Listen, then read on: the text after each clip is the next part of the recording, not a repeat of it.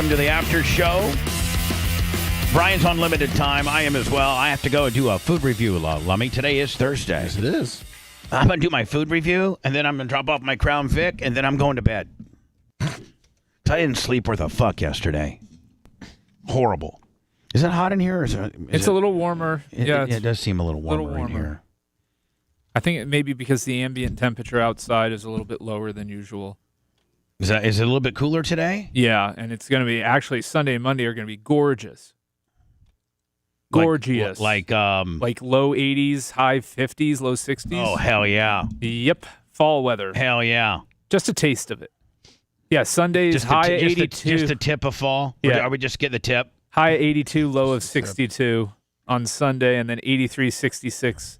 Actually, it's going to carry through Wednesday, 79, 71, but that's because of rain. Let me. Are we? Have you guys done Operation Plug the algae drain yet? I'm just asking for a friend. Yeah, no problem. No, we're going to be doing it this weekend. All right. Well, water should be down a little bit. I don't see rain really in sight. So Alex called me yesterday, not in tears, but upset that he said he thought he might get in trouble from his producer because he was told when he went. I got to tell you, this chick, that Trevor Bauer's accuser, Lindsay Hill, she's pretty hot. Well, yeah, no shit. I mean, she's pretty fucking hot. Traps men.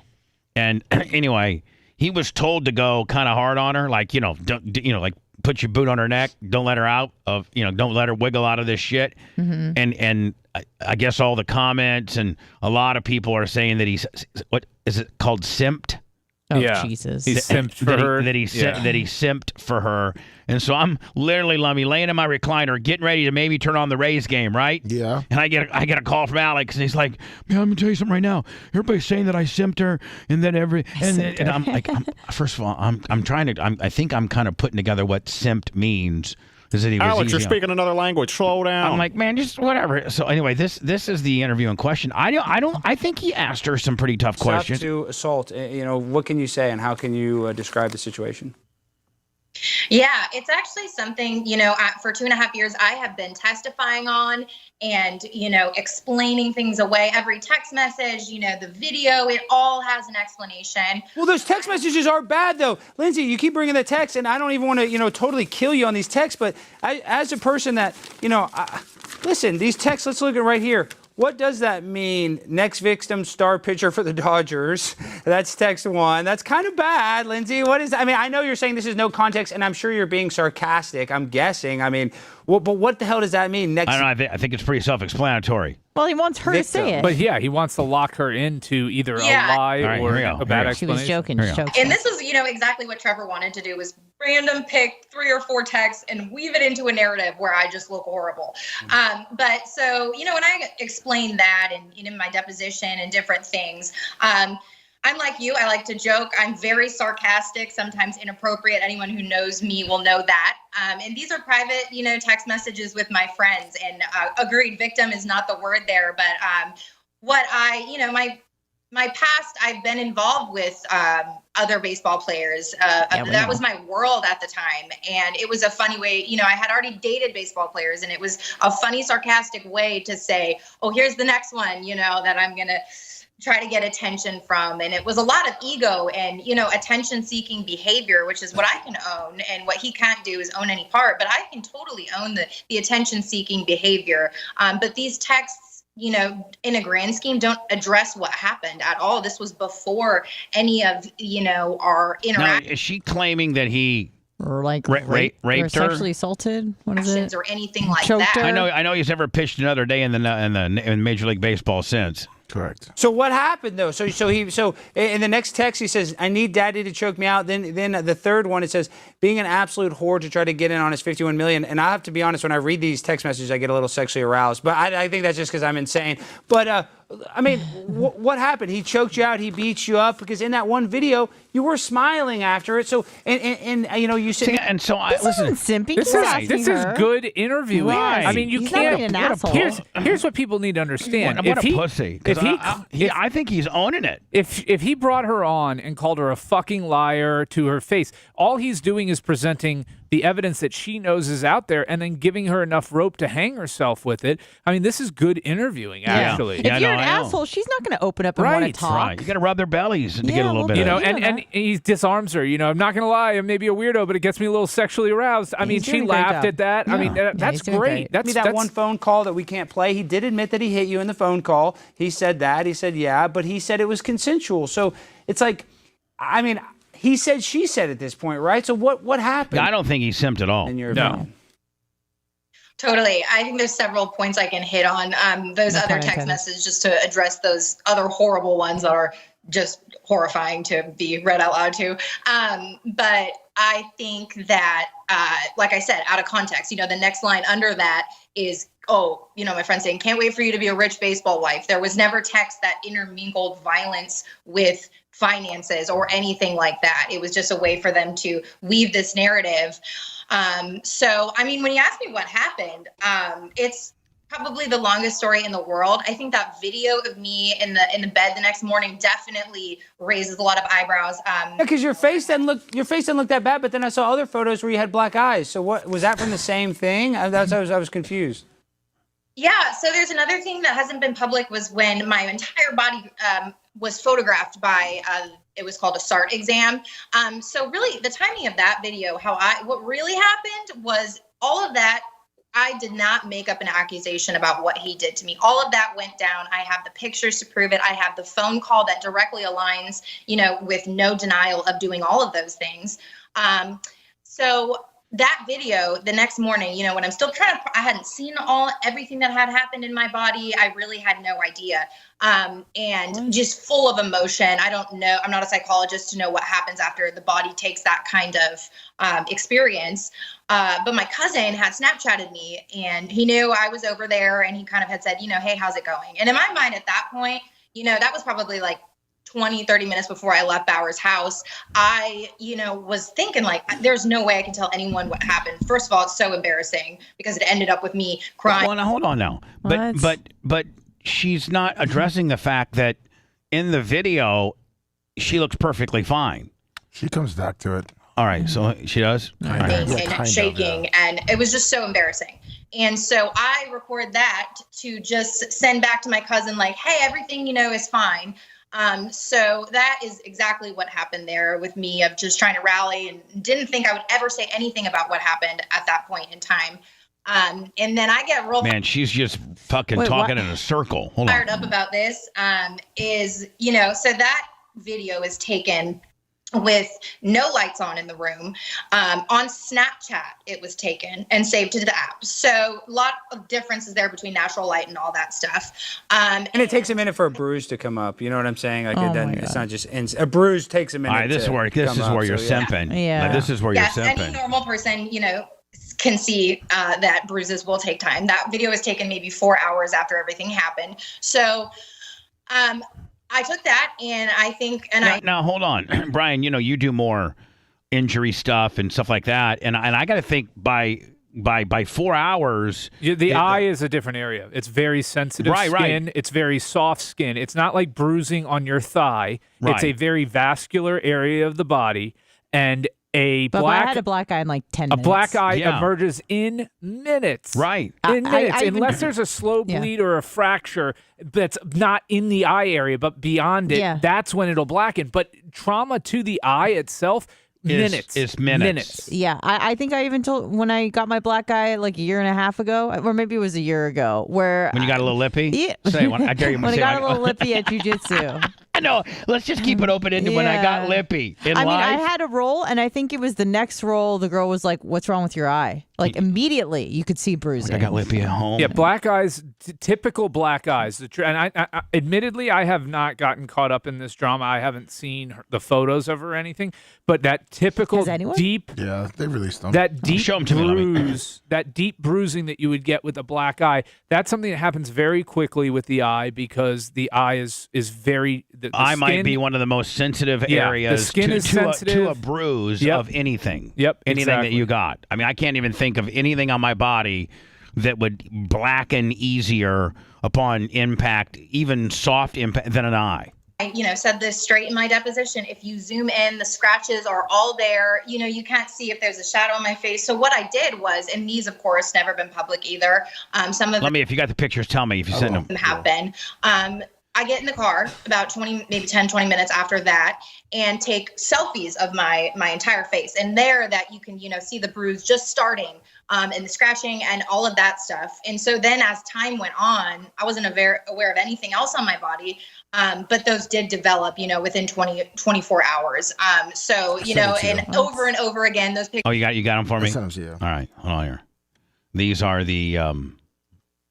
She looks like a young Chelsea Handler. Oh, bullshit. I'll send you. I'm gonna send you a couple more. Hold on, wait till you guys see it. Hold on. They're saying that girl that we saw was in in bed a few hours before, totally fine. Yeah. No way. Yeah, no way. I'll tell you what happened is she went home and beat herself up. She got her lips down. She got a nose job. I sent you a second one. Bridged her face up. I mean, we've all seen that. Well, those scratches aren't fake. What's with the lighting? you scratch yourself. That looks like a caricature, like a filter. Send me the video of her in bed. Okay. And then we'll play the comparison. Yeah, of I'm going to say right now that she did that. She iggyed herself up. I mean, that's a self scratch willy right down fucking center field. Pictures of me. What are you gonna say, Brian? I was gonna say the bruising on the eyes. That's pretty. That's something I would expect to happen quickly, especially with how dark and red it is. Right. Like that's not something that would have been a slow developing. Or you could have taken both of your thumbs and pressed them as hard as you could. Oh yeah.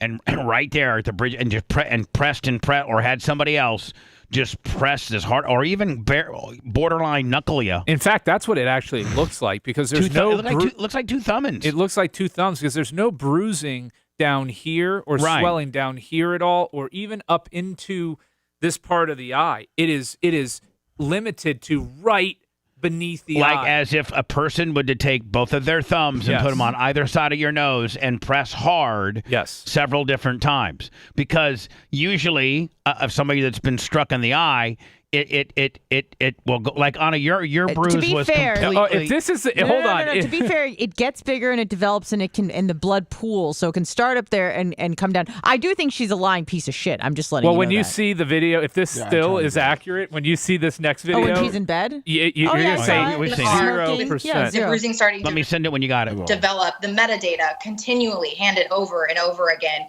to verify that nothing was filtered or anything like that. The metadata has been bulletproof this entire case. Well, what do you say to the people that, now that you've settled the lawsuit, they're going to say, well, you were lying? What do you say to those people that are calling you a liar, Lindsay? It's a great question. Like I said, I'm pretty numb to it at this point. I've been dealing with it a lot. That's a great question. My biggest thing is just, ask questions, maybe do some digging into the case, realize that there's a lot of this that was labeled. Let's go to 110 on his video. Oh, on this one here? Yeah, no, not Alex's, but the one I sent you. The one that Trevor you sent me? Bauer one, yeah. All right, hold on here. There we go. Boom. Okay. Blam. You say blam, not boom. Blam. 110. 110. You're way too far. Yeah, we'll find it. We'll get it, guys. Or any marks on it. And now we have the metadata, so there can be no dispute. And during those legal proceedings, critical information was deliberately. What's metadata? Metadata is the digital fingerprint for whatever the unsolicited. I mean, the unfiltered, unedited metadata, meaning the actual raw footage. It's essentially a timestamp. It's a timestamp. It shows that nothing's been messed with, edited, or otherwise changed from the original video. Is that a term now that it sounds like it's a legal term for digital photos? It's been around for a long time. And unlawfully concealed from me and my legal team. Information like this video, which was taken by Lindsay Hill herself the morning after she... Now, hold on. There are no scratches. That is not that. That is not that. Nope. I'm just telling you. And those are the same day, like same interaction? Yeah. It's supposedly this is the morning after she was attacked in bed here, because this was from the Snapchat when she spoke to her cousin, and she said natural lighting. There's plenty of light. I mean... She's a lying piece of shit. She's a lying piece of shit. Brutally attacked, emotionally traumatized, and desperate to get away from me. And now we have the metadata, so there can be no dispute. It was taken mere minutes before she left my house on the morning of May 16th, 2021. I'm just telling you. Without my knowledge or consent, of course. In it, you can see her lying in bed next to me while I'm sleeping, smirking at the camera without a care in the world. Or I'm just telling you, man. Like, what the fuck? Any marks on her face. I think it paints a pretty clear picture of what actually happened the evening of May 15th and why the video was originally concealed from us. And here's the bad thing about her, Brian, is he never really got justice because this just all just went away. Because there comes a point, sometimes legally, where you tell your client who wants to fight, you eventually tell them this is just going to continue to be expensive and continue. You need closure on this, and they'll go away for nothing. Yeah. And they're like, no. Well, no, I want to get my... Well, you listen, it can go away and people forget about it. And they're willing to do it for nothing. And you go your own way and she goes her own way. And you're allowed to speak about it and she's allowed to speak about it. But it's done. We're settled. Did his contract get canceled by the Dodgers, or did they have to pay it? No, they no. I heard they. I had don't to, know that they. I don't know that they could could cancel it. I heard no. I heard that they had to pay it. Yeah, he was never convicted or charged criminally. I don't think they can. I think they have to pay it. Hey Alexa, did the Dodgers pay Trevor Bauer's contract? The Dodgers kept Trevor Bauer's contract guaranteed even after releasing him. There you go. This indicates that the team is still obligated to pay him despite no longer having him on the roster. I mean, he has 100. I don't feel the team intends to continue doing so, or if there are any clauses or conditions that would allow them to avoid paying him. Bauer himself has faced multiple allegations of misconduct, which may also impact the team's decision regarding his contract. So I sent you 3 texts. The first one there to your left.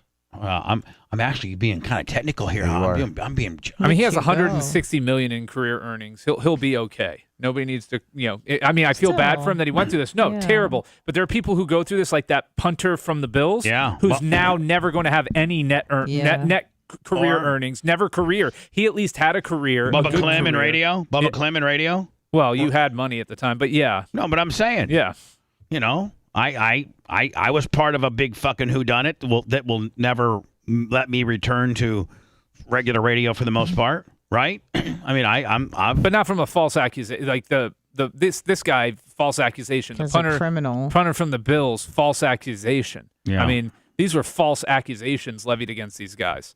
What are these? So the first one is her text that she sent her friend talking about the black eyes. She's the one in the white text. All right, so what the fuck is he thinking? He felt so bad. I literally had no idea it was going to be that bad. like I'm okay, but holy shit. Okay. Okay. I thought he actually got violent. As long as it was consensual, I don't have to kill him. It was consensual, but didn't expect 2 black eyes. He definitely took it too far, don't you think? Yes, Jesus, H. Christ, whatever. Take a goddamn chill pill. Not normal. Touch chill, please.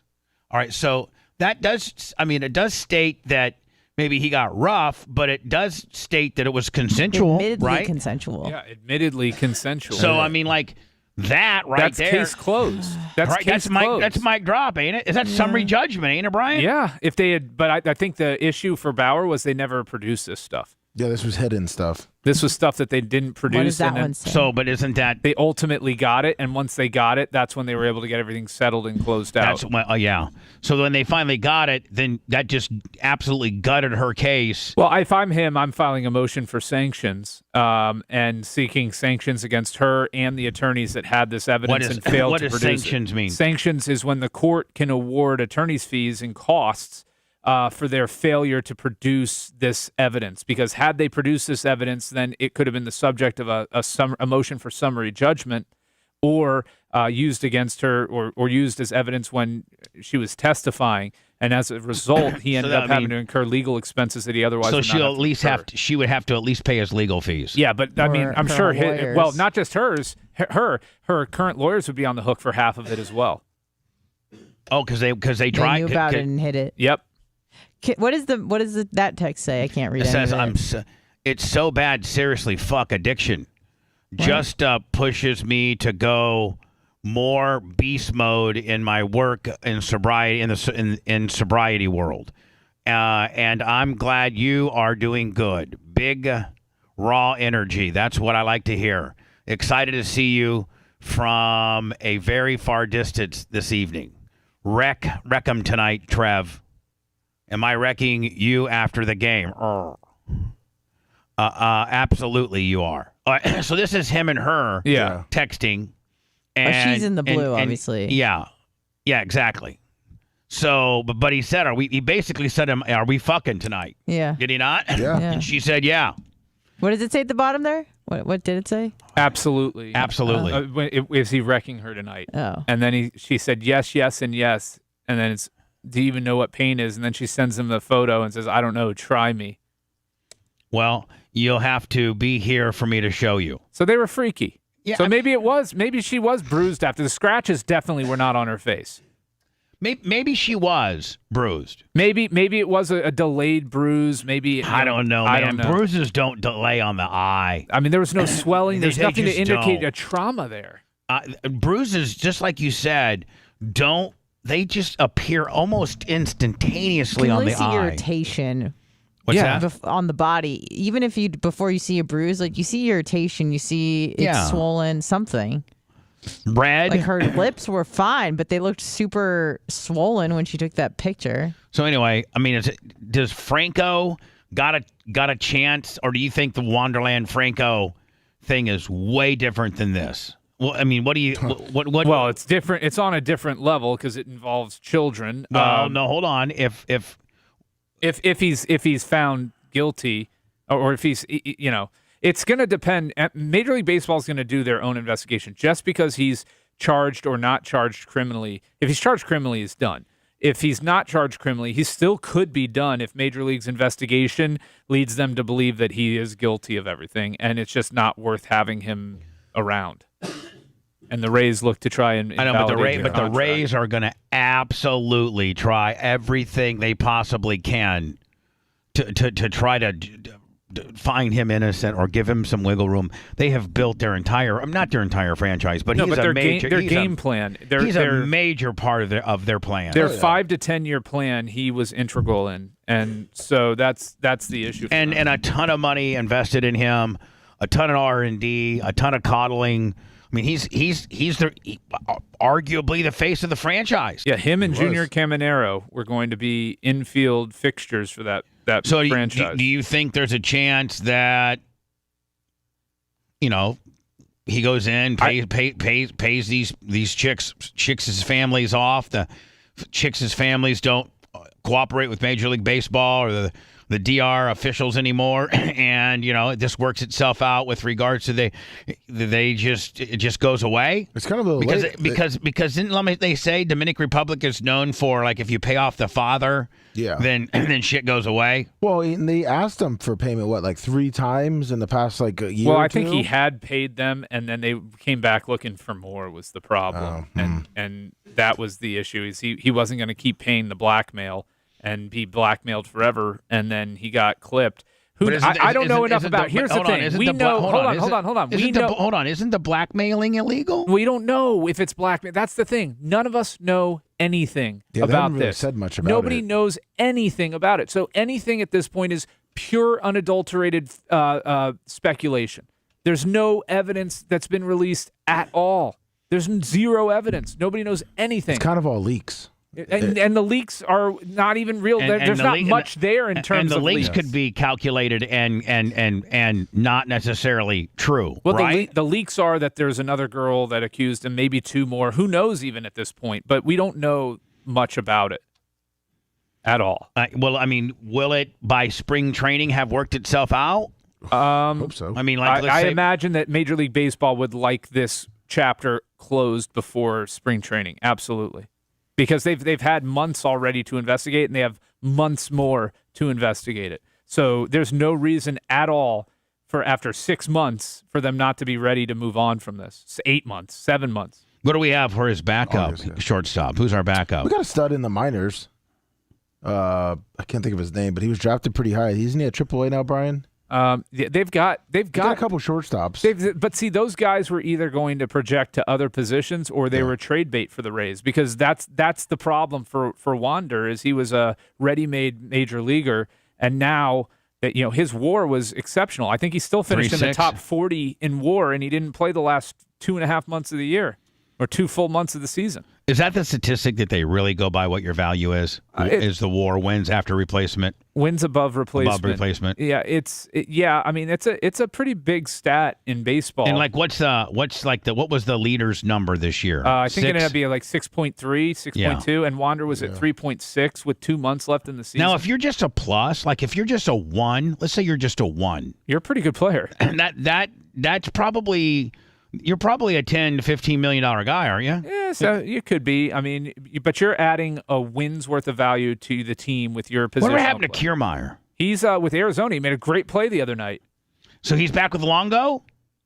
Oh, no, Kiermaier. I'm sorry. I was thinking Longo. I'm sorry. No, Kiermaier's in Toronto, and he's doing really well, and I bet the Rays wish they had him for this series, because we probably win game 1 if he's our center fielder. Right. That game got away from us. Glasnow was pitching okay. Everybody's like, oh, his numbers were terrible. Well, yeah, he had to get 4 extra fucking outs that game. Yep. It makes it a whole lot harder on the pitcher. How about Longo? Lionel Longo signed a 1-year, $4.5 million Arizona deal, and I think he's kind of really started the second half of the season doing well. Well, they won their series. They're into the next round, so they're doing well. Let's see what he did last night. He went 0 for 4 with 2 strikeouts. That's Evan Longoria for you. Well, yeah, and then the game before it, though, he got a hit. He got 1 single the game before that. How many homers did he end up with this year? Over 20? I bet you probably had over 20. I don't think so. Let's see. 16? I'm guessing. Home runs on the season, 11. 11. Oh. But he only played 73 games. That's actually really good. Right. He had 1 homer every 20 at-bats. He would, in a full season, he would have been looking at 25 to 30 homers. Right. And he's what is he, 38? 37? 39? He's old.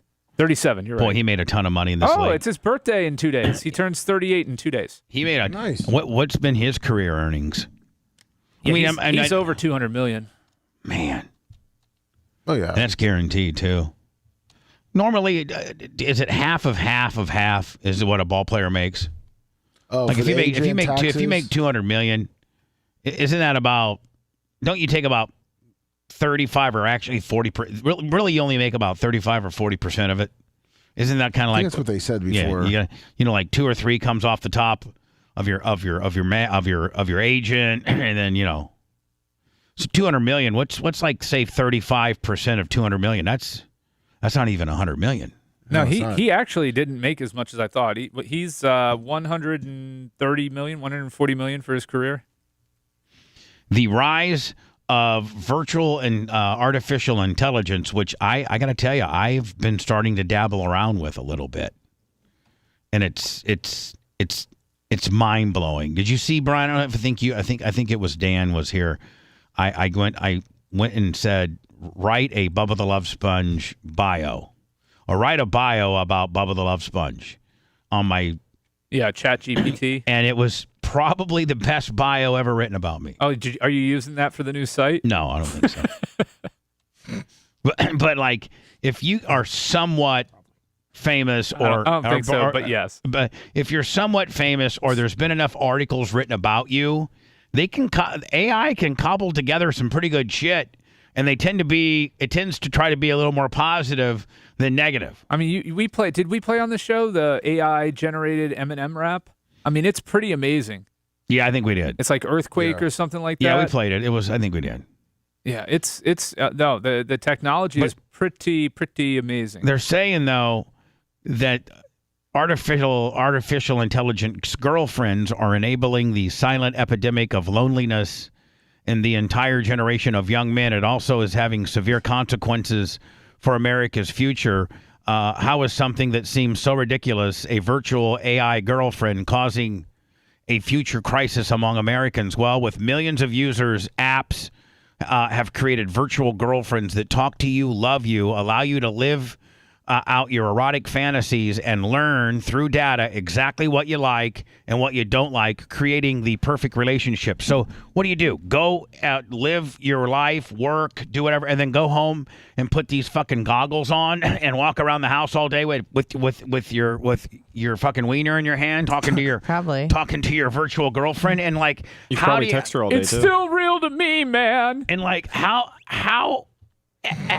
can you fuck? The wrestling guy. How can you fuck? You just watch and then you plug yourself. Dude, they make like fake vaginas now. Like literally, you can but then with your VR stuff, it's a real woman there sitting across from you. And so you're sticking your dick in this fake vagina, but it's hooked up to this. Like you're looking at like a hot chick. Yeah. Or whatever, and you design your chick to be whatever. Yeah. These virtual girlfriends can be and she based doesn't on, get lippy, and she knows exactly what you want. And she doesn't call the cops when she gets a black eye. She won't tell you no when you ask for sex. One influencer created an AI bot of herself named Karen that gained over 1,000 users, 1,000 real boyfriends in a week, and a wait list of more than 15,000 people. So now hold on. So these creators create these girls, and then they sell the. What are we doing? AI. Technology, human trafficking here? Well, she made herself, but essentially, yeah. So, but real quick, imagine. And does she sell herself? Like you can buy Karen for $14.99? Yep, you'll get access to her for whatever she decides to charge. What? How do you do that? But imagine for somebody like Brandon the Quad, right? Who's gonna He's got real pussy. Well, but we get him real pussy. He's got Caught on it. Just something about you when you say that word. Just really. He's got real. But he doesn't get it on the reg. But a situation where he feels validated. Like I'm not talking about somebody who can go out and get a life, but I'm talking about somebody who's really dependent on others. And for him to have that feeling, there's as a human being, that's what you would want him to have. But the practical use of it should not be for an able-bodied 20-year-old who just doesn't want to go outside and has agoraphobia and doesn't want to talk to other people to have a happy life at home. That's not what the use for this technology should More than be. 60% of young men ages 18 to 30 are single, compared to only 30% of women of the same age. Well, yeah, because women can determine whether they get fucked or not.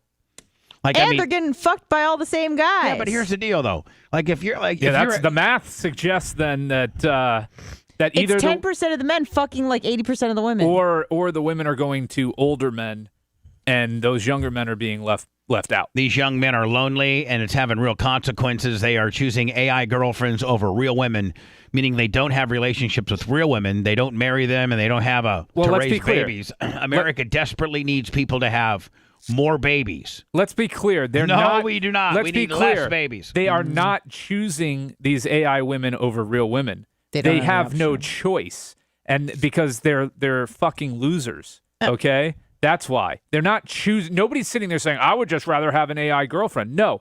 They are not capable. They do not have the social skills. They do not have the life skills. They're also not trying, or they've given up. Well, they're lazy. They're fucking lazy, all of them. Mm-hmm. They're all fucking So they just rather sit at home, live in their mom's basement. Fuck your anxiety. I'm just saying what they say. No, I know. Everybody's got fucking anxiety. I know. Fuck it.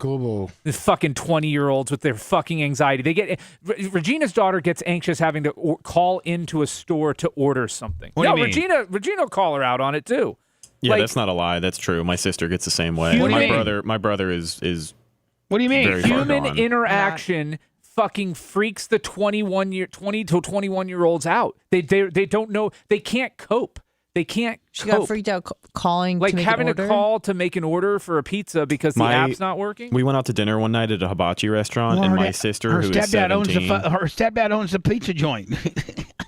we went out to dinner one night at a hibachi restaurant. My 17-year-old sister had a fucking breakdown because she was going to be the person who had to sit next to a stranger of the party that was seated next to us. So she just started crying. She was shaking and crying and literally had to... Because they're mentally ill. They're all mentally ill. They don't know how to cope. We normalize it, and we normalize this, and we fucking coddle it. Nobody knows how to be uncomfortable anymore. Nope. Did anyone want to switch seats with her or no? Yes. Okay. Did they? So everybody ended up giving in. Well, yeah, because it's fucking awkward if you don't. Well, hold on, but you know, And you were there and you saw it? Yeah. No, but how about this? What about a dad that says, Hey, it was a girl? Yes. Hey, Rhonda, why don't you just sit there and fucking deal with it, okay? It's part of life. Oh, it's way too late by then. Sitting by a stranger 17. is just part of life. Just fucking deal with it. That person's a good person. What the fuck? Deal with it. Oh, would that cause more of a shitstorm? I mean, she was hyperventilating. Bubba, what you're discussing needed to have been done from when she a was much 5. earlier age. Yeah. And, interaction and social interaction. And look, COVID didn't fucking help these kids. No, it did I get not. it. No. I get it. But we got to toughen them up. It's too late for most of them. It's too late, buddy. And it really is. It really is, Brian. It's too late. You got to start like when they're fucking toddlers, man. Because Socializing they've been coddled since the day they got into kindergarten. These fucking kids, man. I mean, they're just. I'm really worried about that generation. Yeah, I'm not worried about Tyler and Zoe's generation as much as I'm worried about when they have kids. I mean, I'm worried for my siblings. I love them and I care for them. But my brother, who is 16 or 15, I mean, it's just You have a 15-year-old brother? Yeah. Well, I have 5 siblings. Which is he the youngest? Yes. Yeah. So you have a 15-year-old real brother, and compared to you, you're what, 24? 25? 24. All right. So you're the oldest, and he's the youngest. Yes. Okay. And you're a pretty normal. High. Oh. Well, no, you're a pretty normal functioning young person. I'd like to think so. I mean, you hold a job, you have responsibilities, he's social. He can carry on a conversation. No, Rhett's a cool dude. You have a craft. You're a dog daddy. You have a trade. You have a skill set. You have ambition. Look at you, Bubba, just pumping Rhett. I love this. But he does. I know he does. I mean, he has a place to be responsible for and show up every day.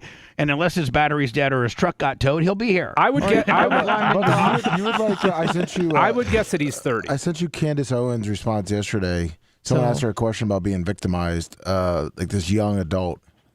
It's a short response. I just, all that to say this, I worry about my brother in particular, because when you talk about a lot of these kids that don't have a choice simply because they don't know what consequences mean and they never have. Now are they? Is your younger brother raised by the same mom and dad that raised you? No. Okay, that's that. Do you think that? And I'm not trying to get in your business, but do you think that might be some of the issue? Oh, 100%. Yeah, and I mean, and not to discredit my parents, because that's not what I'm here to do. And that's not what I was trying to do. My stepdad is incredibly hardworking. He's a great guy. He loves his family and his kids. He'd do anything for them. But the style of parenting that I received from my birth mom and my birth dad, it just taught me to be who I am. Like, I just feel like I learned so much from them, and I can't have a conversation with my brother or sister and hear them talk about my parents and like the lack of respect that they have for them, the way that they view them, the things that they feel like they've learned or haven't learned from them. One of the issues I had, and I'm just going to go and bring it up.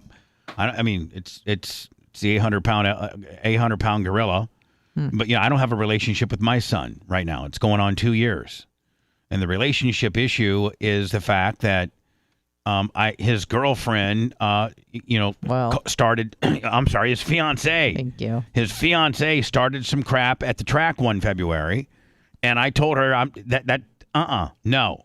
She's got Tyler crying on a picnic table, and like the little bitch that he is. Oh, and no, I'm for real. Like He totally lets her control his life, and she runs the. Has he learned nothing from you? I don't know. Well, no, women have never ran. That's what I'm life. saying. Well, no, he's trying to do the opposite. Oh, okay. Well, he's doing a good job at it. Rebelling against He's doing He's doing a great job. Yeah. But that being said, our issue starts with the fact that I stood up to her and told her no, and her mom and dad don't tell her no. And I early on, I was floored when I used to hear her speak to her mother. What kind of things would she say? We would be at a racetrack. Okay. And I could overhear her speaking to her mother, and she would tell her mom, "Shut up, you fucking bitch." She would say, "Shut up, you fucking bitch." Yes. Really? Shut up, you fucking bitch. And you don't know what the fuck you're talking about. Fuck you. And all this kind of stuff. And I was like, so I took Tyler aside and I said, I can't stand, like, I don't roll like that. Yeah. And that's kind of where the beginning of the end started. When I started overhearing her way, and her mom and dad lets it happen. Yeah. And so when her mom and dad, when I had an issue with her at the track, her mom and dad said, "Hey, Aislinn, fucking deal with it, and be a lady, and act like a lady." And she said, "Shut up, you fucking bitch." She probably did. And now is Tyler still maintaining a relationship with Janie and Tara? No. So yeah, see that is a sign of an abusive, dependent relationship when the other person is able to get you to withdraw from your entire family. Separates you from your entire community. And then Tara, because then she becomes his only source of everything. It's abuse. I mean, what he's going through is abuse. And I've been trying to, and by the way, he's no longer friend. He grew up with Seth Geary. A kid a couple years older than him, but they grew up together in quarter midgets. And Seth's a great kid. His dad's a cop. His mom's a teacher. Just like, it's kind of like an all-American family. Like, he's just a really good kid. And after high school, he went and learned welding, and he got a good job as a tradesman, as a welder. He also, works in his own race car. He loves his mom and dad. He's been through, 3 or 4 or 5 different girlfriends he's a couple years older than Tyler. He didn't fall in love with the first one and let the first one control every aspect of his life. And now Tyler is no longer allowed to be his friend either. So like, I saw Seth at the track, I don't know, maybe 4 or 5 months ago. I'm like, "Hey, have you heard from my son?" He goes, "Nope. Your son, I don't think, is allowed to talk to me anymore." Yeah, the idea is to cut out every connection that he had before her. She's his entire world. That is it. There's nothing outside of her and their relationship. So Sumo one time called me up, and they're staying at my apartment. Sumo was, and that's when Tyler lived with me. And Sumo goes, I'm, because I go to bed early, and Sumo knows everything that's happening everywhere. Sure. So Sumo's in his recliner, and he watches Tyler come home from her house, and that's when Tyler worked for me here. And Sumo goes, "I'm telling you right now, he has to FaceTime her from the minute he leaves her door, clear across the bridge, and back over to your apartment. He has to FaceTime her and be on the phone with her the entire minute until he is in bed." I go, "What?" And yeah, sure enough, I asked Tyler, "Tyler, do you have to be on FaceTime?" Yes, I do. I have to. Wow. I have to. So that's not healthy. So listen to this. So she got out of school like around 2:30, and he was a year older than her, so he graduated and he was working for me, and she still was a senior in high school, so he had to go pick her up every day. He was doing car line? Yeah, he was doing car line, and had her name up on the little school bus picture. So wait till you hear this. So we're out working on the race car one day, and it's 2:00, and it takes about 15 minutes to get there. Okay. So 15 minutes to get there, and it's about 1:30, 1:45. He's like, "I gotta go," and we're out working on his modified here at the studios on the car lift. And I go, "Why do you gotta?" I gotta pick car line. Car line. I go, "Well, hold on. She doesn't get out of school till 2:35. It's 1:45 now. You can work like another 15, 20 minutes with me here. Wash your hands up and then get the hell out of here about maybe 10 after 2. Roll up in there right at 2:30. He goes, "Oh, no, you don't know. If I'm not the first car in car line, then she raises hell because she has to walk further." And I'm like, "Okay. All right." So that's what I'm dealing with here. Have you given thought to maybe fostering, Bubba? I've emailed. I've texted. I'm blocked on Facebook. No, I'm fostering a child. No. That might fill the void in your no, heart. Have you thought about... Oh, no, you and Merch Crick would be great foster parents. Would you stop? We got a dog. Do you think that there's a reason for the timing of the engagement? I'm sure this has crossed your mind. No. Oh, well, now you got to say it. Yeah, now you can't. What you don't think Ace is pregnant? Maybe? Did that not thought? Is that a new thought? Uh-oh. No, that's not a new thought. Not one I was going to publicly blast out. Oh, I'm not saying she is. I'm just thinking, is that what you thought? Because that's maybe what I thought. I did. Yeah. I just wasn't going to say it on the air. I'm glad you did. Anna said that, by the way. And I'm like, you're 22 years old. You don't need to, like, the last thing. One of the reasons why I was the bad guy is because I was like, I harped on the kids. The last thing we need, your family, Aislinn, and my family, and Tyler's mom's family is a kid. It's a baby. Is like, and statistically, those that have kids at 22, 23, 24, just straight statistics, regardless of whether you like me or not, it doesn't work out. Usually. No. Very rarely does that couple that's 23 that has a kid end up growing old together and celebrating their anything beyond their 5th anniversary. Now, Bubba, I'm not trying to be counter program or anything like that, but my recollection early on in their relationship and when the racing stuff and everything was going well still with you and Tyler was that you would talk about how great Ace was for him at the track and with the racing and everything like that. It's just what he needs and blah, blah, blah. Was that a put on or did things turn? No, that was a put on. Okay. Did you do that? That was a support. That was to support my son and make him feel good about his girlfriend. So you didn't like her from the start, or you smelled you sniffed it out from the start. I liked her from the start, but as the more I got to know her and see how she spoke to her mom and see how he treated her and how he acted around her and how much and how she absolutely bossed him around and made him I fell out of favor. Yeah. But I was never rude, and I was always was never rude to her, and I was never her and I got in an argument at my track, and I told her to go have her, and Tyler's getting ready to get into a race car, and it needs to be the right mind.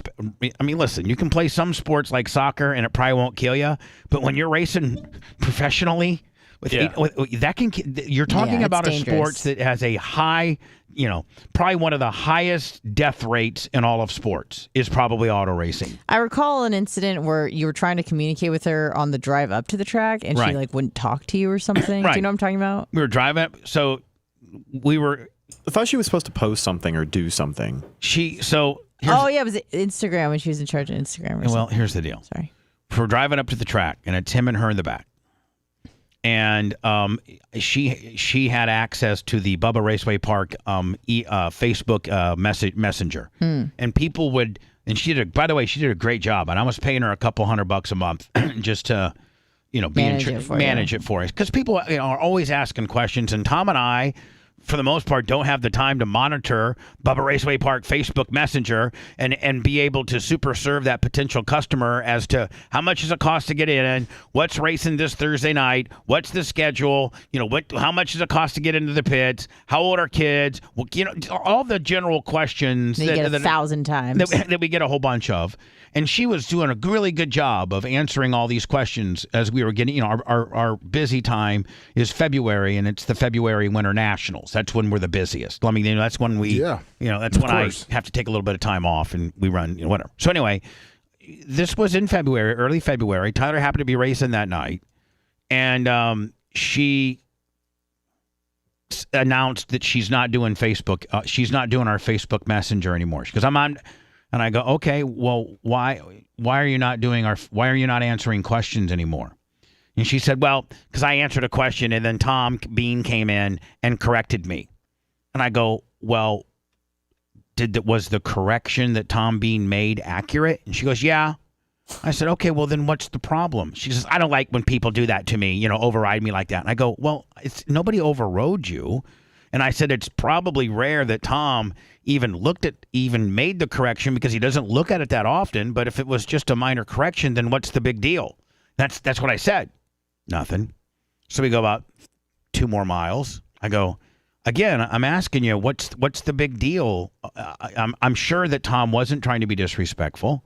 I'm sure he just wanted the right information out. So what's the big deal? Another 2 or 3 miles.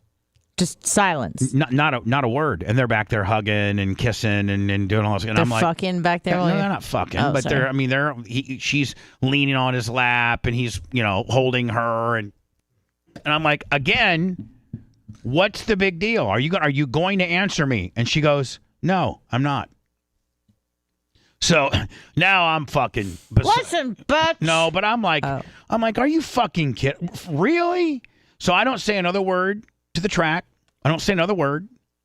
We get there, and you know that me and the Merch Crick have a RV there, and they go into the RV, and I go get on the grader, And the merch crick goes to clean the restrooms. She's a hell of a woman.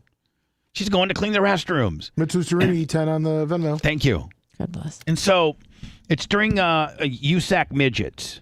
And Keith Kuntz, Lummy, Keith Kuntz is like the god. The correct term is little cars. No, they're actually called midget. I'm joking. Yeah, Big E, 7375 $100 on the Cash App. Big E? And so Keith Kuntz is a good friend of mine, Lummy, and I guess that him and her, Tyler and Ace, are arguing, and Tyler is so upset that he's crying on the picnic table outside of my RV. So Keith Kuntz goes and gets the merch crick and says, "Hey man, these kids they're raising all kinds of hell over here. You might want to kind of step in." So the merch crick steps in and says, "What are you guys fighting about? Like, what's going on around here?" And she tells Ace tells the merch crick, "Fuck off. Fuck off. This is our relationship. We're adults." I think she might have just turned 18. We're adults and we fight all the time, and stay out of our business. And so merch crick calls me up. I'm on the grader now. Now, Lummy, I'm already fucking pissed when people call me on the grader, because when I'm in the grader, I'm in my fucking zone. Ready for a race. And there's a lot of pressure on me as I'm trying to get this race. I got USAC, the national sanctioning body here. I want this track to be perfect. You're enjoying the vibration in your butthole. Sure, all of that. And she's like, "Hey, listen, Aislinn and Tyler are fighting, and she just told me to basically pack sand, and I don't know what to do." And Tyler is crying, and I said, "Well, first of all, stick up for Tyler if he won't stick up for himself." And I said, secondly, Daddy, I tried. I said, why don't you call her mother and tell her mother to come pick her up from the track, because I'm not going to have this happening I'm not having it. I'm not going to put him in a race car with his head all messed up because he's fighting with his girlfriend. Yeah. I'm just not going to do it. You either got to pull him from the race or send her home. Right. So Merch Crick calls up her mom, and her mom says, "I'm telling you right now, if I have to," and this is what's so, and I'm sure that they'll I know for a fact they listen to my show, and I know that they're going to hear this. So, hi, everybody. Hi, Tyler. Hi, Ace. Hi, Jimmy. Hi, Brenda. Hi, Jenna. Hi, Augie. Hi, everybody. Appreciate you all hating me. Appreciate it. I'm glad I'm the bad guy. Appreciate you. But Ace's mom tells the Merch Crick, if I have to come up and pick her up, I promise you that within a month, Tyler will never be speaking to his father again. So is that what you guys really want? Well, that gets relayed back to me, and I told Merch Crick, tell her to come pick up her fucking kid. And so I finally get off the grader, Brian, to go. I feel as if I have to now go deal with this situation. So I go up to the grader, and I go to the tech shed, and that's where Tyler's race car is. And him and her are working on his car. So I walk up, and I said, what's going on around here? And, of course, there's conflicting stories here and stuff like that. And I tell Ace, you need to go home. And Tyler, you need to get your head in the right situation if you want to race. He looks me dead in the eye and goes, if she goes home, I go with her. I said, okay, no problem. So then, Lummy, I went and got the Moffitt, which is like a big forklift deal, and I parked it behind his car, so that car was not moving, because I had to fucking go fix the track. I had to go back to work on the track. Yep. And I haven't, and I haven't seen him since. Jeez. Since that night. I think relatively thereafter. Jesus Christ. And that's the story. Joke's on me. So. Is this Candace Owens' explanation as to why the kids are fucked up nowadays? Well, this girl asked her a question, and she kind of, What do you have to say to the trans students on this campus who feel actively victimized by your presence here? Life's tough. Get a helmet, man. I'm too pregnant for this.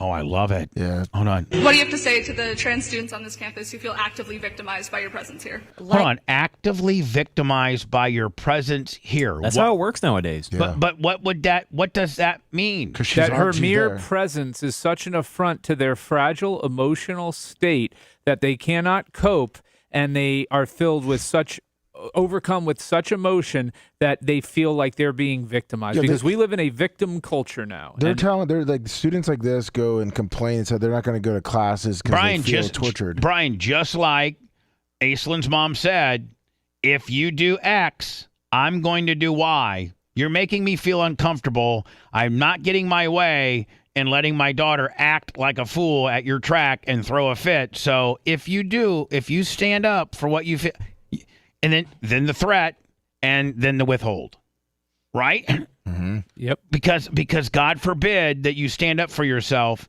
and. What do you have to say to the trans students on this campus who feel actively victimized by your presence here? Life's tough. Get a helmet, man. I'm too pregnant for this. Next question. Perfect. Life's tough. I'm too pregnant for this. Life is tough, but they don't want it to be tough. They cannot, and any little toughness they can't cope with. Look, I'm all about being caring, being a little bit more sensitive, a little bit more thoughtful. I've changed over the years, but I'm not about making every place in this fucking earth a safe space for somebody. And just because you have a problem with something, that is you. You figure out how to deal with it. You don't get to tell the other 7.6 billion people living on this earth how they must conform their behavior to make you feel comfortable. That's not the way the world fucking works. And to them it is. But that's the problem. Yeah. Is they've been coddled so much, and victimhood is rewarded now. It's not. It used to be not necessarily shunned, but it wasn't. Something celebrated and glorified. Something celebrated and glorified now, and it's just not the way a functioning society should work. And people have to be comfortable, and it starts with parenting. I say this it's to my daughter. It's a learned behavior. These kids act this way because they're allowed to. I think it's also the kids who were born with instant gratification. Yeah, but you can overcome it. With good parenting. Here's an example. Yes. My daughter starts screaming after a shower. I'm cold. I'm freezing. She starts losing her mind. And I calm her down. I say, Aria, find comfort in being uncomfortable. Know that comfort is coming. You will be warm in a minute. You have to learn to process this as a human being and your emotions. I won't, I'm not throwing her in a towel and immediately trying to warm her up. I'm trying to teach her. It's okay. I'm hungry. I'm starving. Okay, we're going to get food in a minute. You need to learn to calm down. You need to learn to control your emotions. We don't do anything with her until she gets calm. You need to grit your teeth and this little bitch, you better shut before I smack that ass. I parent a little differently than you did. Oh, I'm sorry. We'll see. But how it works out. Yoke her up. Dad, I'm hungry. You better. Yeah, I don't yoke her up or. I'm not yoking up. What? I never said that. I didn't. Yeah, you did. You said I was gonna. First of all, when I did have a daughter for the 5 or 6 years, I never laid a hand. Actually, I did spank Julia. In the face? No. Oh. But let me tell you, I come home one day, and this is a testament of how tough Julia, my former stepdaughter, was. I come home and Julia was badass. Like, she was way tougher than Tyler. How like, so? Just intestinal fortitude. Like, she just was a tough girl. Yeah. Like her mom was tough. She's tough. Like, not. Yeah, her mom. Not rough around the edges Really tough, but just internally tough. Like, just, had some grit. Julia had some grit about herself. So Julia was giving Heather a really hard time. I did something at school or talked back or was just inappropriate, just disrespectful or something. Mm-hmm. Something to really piss off Heather. And so I get home after being on the air on Sirius, and it's like maybe 7:30, 8 o'clock, and Julia's in her room. She's been sequestered into her room. That's the first thing you do, you send them to your room. And she's like probably 8 or 9. She's probably 8. She's probably 8 at this time. And Heather goes, I'm telling you right now, you need to go there and give her a spanking because she did X, Y, and Z. And she needs a spanking. And I tried to spank her, and she, basically she's slippery, and I couldn't get a couple. Like Michael Jackson under the bed. I couldn't get any licks in, and she needs a spanking. Like, she really needs a spanking, and you need to go in there and spank her. Because when I spanked her, she laughed at me, and I'm like, well, I don't. First of all, I'm not her dad. Respectfully, her dad Kevin is a good guy. So I don't know if I should be spanking her. I have no problem with spanking Tyler. And I don't have a problem with you spanking Tyler because he's a boy, but she's a girl. And she's not my daughter. And she's like, I'm telling you, I'm asking you as my husband, you need to whoop that ass. To basically, Heather was tough. She was a good mom and she was strict. Why didn't she hit her herself? She did. She tried. She's slippery. She thought you were going to be more nimble? Well, no, but she thought I could get a tougher lick in. She thought I could get a tougher lick in. So, I said, well, okay, if I'm going to spank her, then I need you to be in there with me. Like, you need to, I'm not going to do it. You need an alibi. I'm not going to do it with a closed door. I'm just not going to do it. Yeah. And this was in a different time and era. This isn't even when they would get you up on. I got to bring her up to our room. And so I went into her room, and and Heather went with me, and I talked to her, and I'm like, listen, we went through what she did wrong, and she was way more, polite to me. Sure. She was way more, but she baby-faced way more on me than she did Heather. And I said, so, your mom thinks that I should give you a couple spankings. So rather than run around and try to catch you, just, I'm going to put you over my knee here, and I'm going to give you 2 spankings. It's fucking weird. Okay. I mean, it may be. I'm just going to calmly tell you I'm going to violently hurt you. So this is the way this is going to go down, okay? And if you try and fight it, it's only going to go worse. You guys can make fun of me all you want, but there's a lot of people that have raised their kids this way. Look, it's a parenting strategy. Right. I will say that. All right, so hold on. But the judge, just let me hear the payoff. Sorry. So she's like, okay. So first of all, if I used to tell Tyler I'm going to give you a spanking, he'd start crying before even the spanking started. Yeah. He was so afraid. He was like, ah! Well, you laid the wood to him. No, I didn't. He didn't hold back. He was a boy. No, I didn't. My child, when I went through my child therapy with Dr. Krongold, and the rule of thumb on spanking a child is use a bare hand, and if your hand stings, then that's far enough. My mom broke a cutting board on my ass one time. They didn't have that rule. They didn't have break a cutting board on your ass rule. How thick of wood I know. Yeah, it wasn't like a huge, thick fucking cutting board, I'm sure.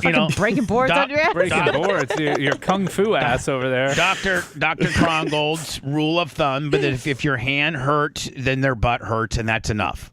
So I gave Julia a couple of pretty hard whacks. Bam, bam, on her ass. Enough that my hand was hurting, and she just looked at me. She said, is it over? Is that it? Is that all you got? Is that it, bitch? No, she did. She did. That would have been awesome. What would you have done in that moment? I don't know. If she turned to you, looked you right in the eyes, is that it, bitch? He turns to Heather and goes, I don't know how to handle this. So Heather, I spanked her Your 2 kid's times. dead, Heather. I spanked her 2 times. Bam, bam. She didn't cry. And she just looked at me and she said, is that it? I mean, are we done? I'm like, yeah, we're done. And then I walk out of the room with Heather. I go, she is so tough. My God, she's tough. She's like, welcome to my world. I'm like, man, she's tough. If I just would, and when I would tell Tyler, I'm going to spank you. If you thought she could take it good, just waiting to see what I take later. What do you mean? Nothing. You guys are being very inappropriate. Yeah, I'm trying to be Brian, wholesome geez, and Little House on the Prairie, spanking your kids and shit like that. And you guys are. She saw her mom was spanked and she was totally fine and quite liked it. And with that, we'll leave you. I'm headed to a food review. I'm going to do the Arby's cheesesteak today. I'm going to the same Arby's that I got very rude service on last week. Good luck. I'm here for my free sandwich. What? Macho Man free sandwich store.